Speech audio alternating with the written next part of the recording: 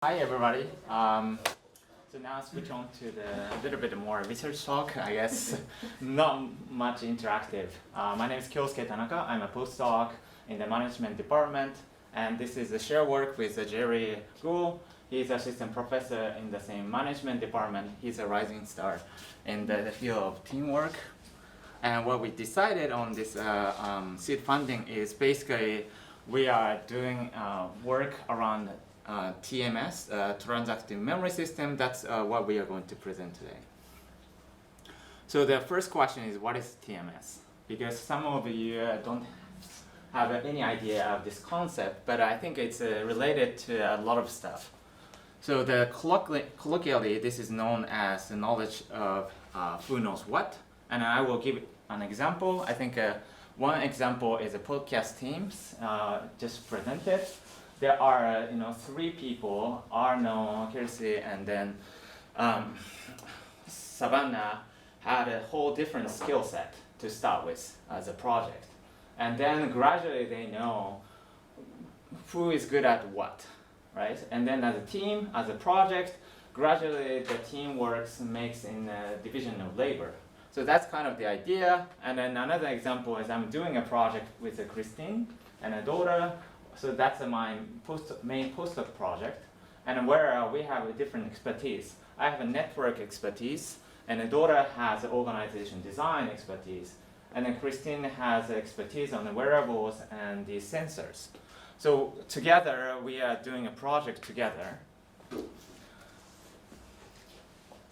And the benefit of having this distributed knowledge is that basically it's going to lead to task performance. Because you cannot do everything, right? So if you are doing a lot of stuff, you need to rely on other people. But how you rely on people is based on your mind. Okay, this person is good at this, so I'm gonna lean into this person for this part, and other parts that person, and another part that person. So basically, you have some sort of mental map in your mind to know who is good at what. So that makes your project greater. And then that's known as a source of competitive advantage in the management literature. But the question is it really? Because this particular knowledge of TMS is very idiosyncratic to a particular group of people. Meaning that what if one of your team members are left? How would you replace that? So it's really tough because often the knowledge is very specific to the person, and also the identification of knowledge is based on your mental map. So once your mental map is collapsing, it's hard to recover. And then here we ask another question. How about the new task? So the same team is operating this different task. So now we are doing a DFF project. But what if we have a different project together? Because now we have a team and we are comfortable. Let's add something else. For example, Christine is known as a fantastic runner. And I do climbing. And my daughter loves the music and dance. We can create some other project based on different expertise. But it's not clear. Even though we have some sort of idea of new knowledge of our team, but we don't know this is going to be success or failure, right? So that's basically the question that we are trying to answer in this project. So just to summarize what I explained, the concept of TMS, it's about the meta-knowledge, and then it's about the processes. So when you do teamwork, it's identification of who has expertise, and also while you're doing teamwork, you have a different aspects of the processes. One is the directly updating, another one is the information allocation, and how to retrieve this information by coordinated manner. And particularly we are focusing on directly updating, because in this area I think we have some good idea of hypothesize what's going to happen. For example, there is a research about centralized communications versus decentralized communication, And then this particular paper found out when somebody turn over and then adding a new member, centralized communication is actually beneficial to facilitate incorporate the new members, because they have a good idea of the logic of coordination. If somebody is quitted, they still know we should go to the leader person to facilitate the communication. But the decentralized communication network, it's unclear about that logic. That's why centralized communication is beneficial in terms of adding new members. And also the differentiated TMS, the differential specialization, enables communication to update. But when the teams are very stressed, this updating is less likely to happen. And also updating does not always occur. Some teams are never going to update. They stay as before. Based on that, we have 3 research questions.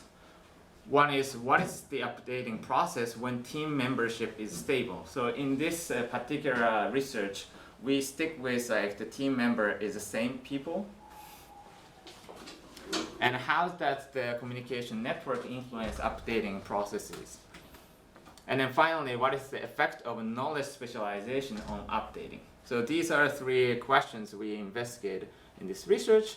How we did it, we basically combined the simulation and an experiment. And the experiment part, we got the money. Actually, we haven't done the full experiment yet. We have reason why we couldn't run it. But today we are explaining the simulation part, which enable us to generate some hypotheses and theories. So for the simulation experiment, we have a same set of tasks. So that's I'm going to explain from now. So we use the hidden profile paradigm. This is a very well-known paradigm in social psychology.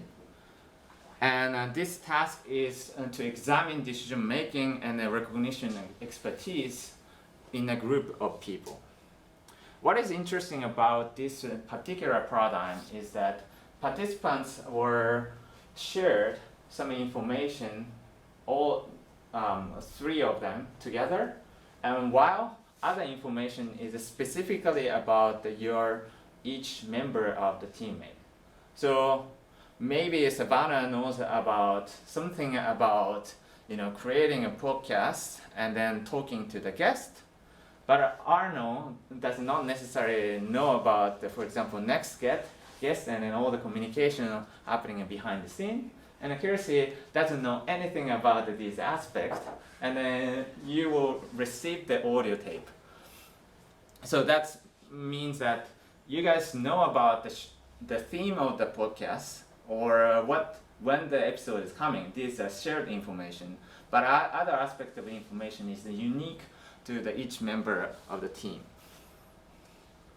And then objective of this task is the team makes decisions by discussing different informations, and then in this particular experiment we use the alternative choices. So basically the participants will select products. So they have 5 different product choices, gums and then chewing gums and drinks, and then they need to select the ranking each product and then make the recommendation out of it. So this is the basic setup for our experiment. There is a first task of hidden profile, and then there is a second task. When the second task came in, basically they are fed into the new knowledge. And then we basically have a classical 2x2 design. So one dimension is a communication structure, centralized versus decentralized. And then the other dimension is what we call the knowledge distributions. So one dimension is what we call the generalized, meaning that the unique knowledge is given by the product.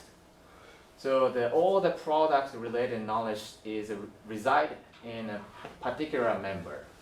And while they discuss, they need to share other product information from other people, because other participants don't know these product informations. The other condition is called a specialized distribution, where they are specialized by the particular roles. For example, like a financial forecast or market research or R&D or like a legal aspects of it. So information is given to a person. If that person is specialized financial forecast, then this person knows about all the 5 products of the financial forecast or legal aspects. And then just give you some of the highlight of the our tasks. So this is actual experimental design. So first they have instructions, and then see what the product choice look like, and then what each product look like. And then first they need to make individual choices, and on that they will get additional information. In this case, the the generalized distribution, because they have all different roles of information, but related to the particular products. And then based on the reading of these information, they will make their first own choice. Then they move on to the next stage, where they have group discussions. So they will get the extra information from their teammates. And then they need to make a group consensus decisions. So once people start making choices, they need to update the decisions. And then once you click on the second choice, for example, Zen, then everybody's field is field Zen. And then when team is ready, they will make a consensus decision by confirming their decisions. And then once they finish, repeat the second task. But before going to the second task, what we are interested in is what we want to know their mental map of the first task. So we ask this particular question about each person's knowledge expertise. So what they feel like they're expert for particular product as well as their roles. And then the second question we ask about is who is expert on the particular product and the particular role in the first task. And then they will repeat this question after the second task, so that we have a comparison for the first task and the second task. And then that's also we simulated before running an experiment. So we created agent-based modeling to mimic in this task. And basically what we did was, when the agent communicate, they update their mental knowledge, and then also they are mimicking the decision-making processes as well. And then we input these different parameters. So most of them are just ignore if you're not interested in simulations, but we set up the different structures, and also because simulation environment allows us to many variations, one of the things that we checked was, is that the TMS cognition actually has an effect or not. So basically one condition, there's a memoryless, agents don't hold anything, they don't have any expertise knowledge, versus one version has expertise knowledge, and then we'll see what happened on the performance. And then these are kind of fixed parameters, and then we also have some sensitivity check parameters as well.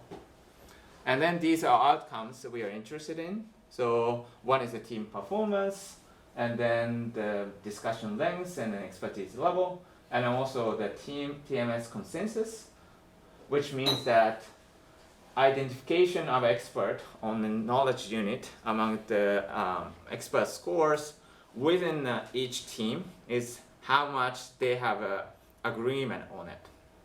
So that's a consensus. The other one is accuracy. Accuracy means how much they are accurately identified by each team member a score of their other team members' expertise. So consensus means that maybe they are not identify correctly for the their team members' expertise, still you can agree on it. But because we know each person's expertise is, so also we can calculate the accuracy of it. So these two could be a same thing or somehow misalign these two. So that's why we have two versions of TMS scores. Yeah. We're still talking about the simulations, right? Yeah. Yeah. So this is one of the simulation results, and what we see here is the network conditions, centralized and decentralized, and then the specialized distribution is blue, and then generalized distribution is yellow, and then just for the sake, we divided the task 1 and task 2 here. And what we see here is that the generalized distributions perform better than the specialized distributions, and this makes sense. And then also this is pretty much aligned with previous research, because we borrowed this paradigm from the previous paper, and then the author generously give us the materials, and then which basically align with the result based on our simulations. So basically saying that the generalized distribution perform better than the specialized distribution for the task 1 and task 2.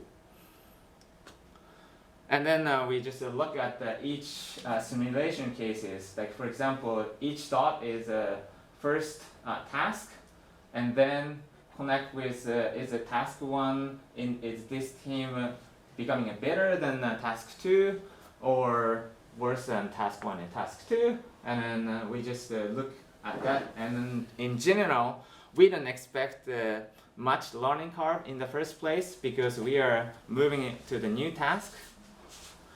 But in this condition, it's a slightly better, so which is a decentralized and then generalized conditions. The task 2, so from the task 1 to task 2, it's a slightly better, but it's not like much better than the task 1. How many? Yeah. How many iterations? Yeah, in this simulation, we just repeated 300 times.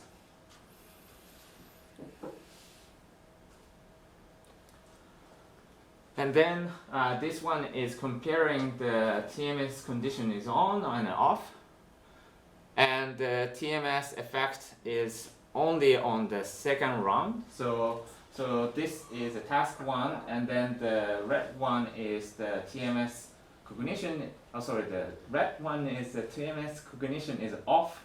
That's wrong. And then the blue one is cognition is on. And what we see is that the cognition is on the second task, which is slightly better. Basically, when they start recognizing expertise, their advantage comes into the later stage. And then also we compare the TMS consensus differences between the first task and the second task by conditions. What we see here is a generalized distribution change the TMS consensus, and here like a positive way. So if there is no change, it's 0. If goes to positive, the consensus goes up, and if negative, consensus goes down. In general, the generalized conditions boost the consensus higher. And then for the accuracy, accuracy, it's the same story. So now the y-axis is just changed to the accuracy. It's the same story for the as the consensus. And then now I'm close to wrapping up. So one of the things that we checked was how the TMS consensus impact team performance. In this case, what we did was taking a TMS and performance, and then we correlated, and then what we see is that the generalized condition in the first task, TMS consensus, help to boost the team performance, but not other conditions. And then we also take the difference. So now the x-axis is a difference. So difference is taking between the task 1 and task 2 for the TMS consensus and performance.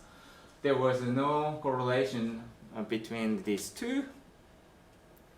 But what happened for the TMS accuracy is that TMS accuracy actually increases team performance for the both task 1 and task 2 only on the generalized distribution.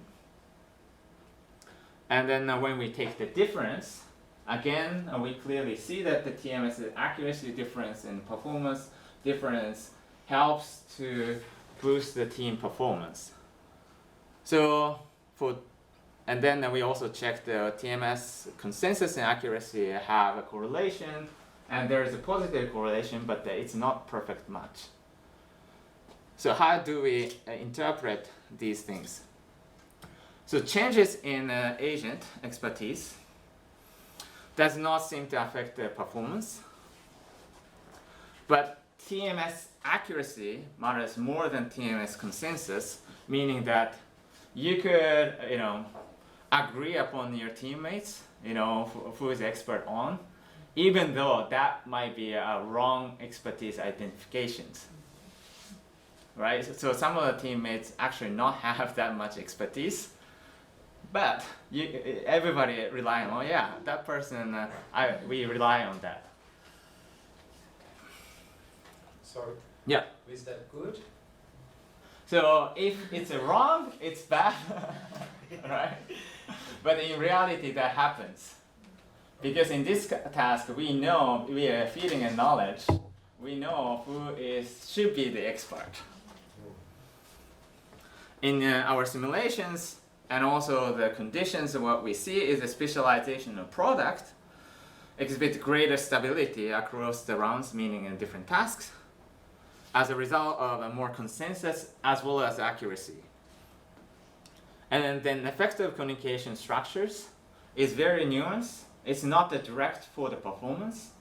It's through the TMS. So communication is facilitating the developing a TMS. And it depends on the TMS states.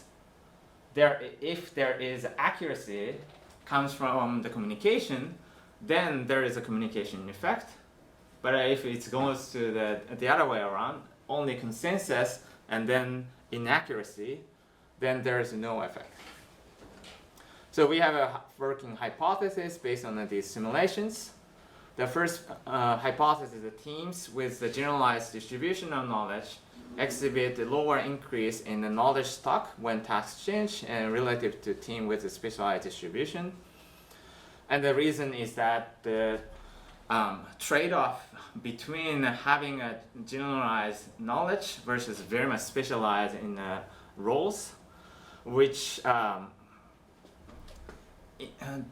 basically the bandwidth of like how much you can associate with the specialized roles and products. So that's the reason why there is harder for the generalists to deepen knowledge they already possess. And then second hypothesis, the teams with the generalized distribution of knowledge exhibit the positive change in accuracy about expert when task changes. And logic is inertia, so you have some sort of foundation. And then using that foundation to boost the accuracy. But of course, we see the high correlation, meaning that if some teams have a bad idea to start with, that's just worsening it. And then the third hypothesis we are working on is that there is some interaction effect between the accuracy and the consensus.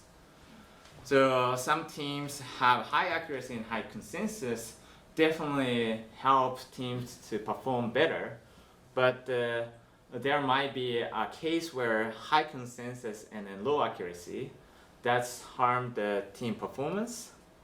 And then also there are other cases which we need to look into deeper on that. So summing up, so this is again the simulation result, it's not the actual experimental result. And the nature of specialization seems to be influenced inertia of the task changes and updating. And then also communication networks facilitate the TMS, but it's a slow process, not the quick to updating. And based on the simulation, we don't have any content or motivation to communicate each agent. It's rule-based. So by running experiment, we'll capture both processes as well as the useful traces of how people actually behave, their messages and exchanges, as well as we know about clicking, so we record all the clicking behaviors. So what's next is a run actual experiment and be prolific. What happened was that the Jerry is moving the organizations, and we have so much headache with handling TTO. So. And we are planning to run a pilot study first and then run as soon as we are ready. So we are. Thank you so much.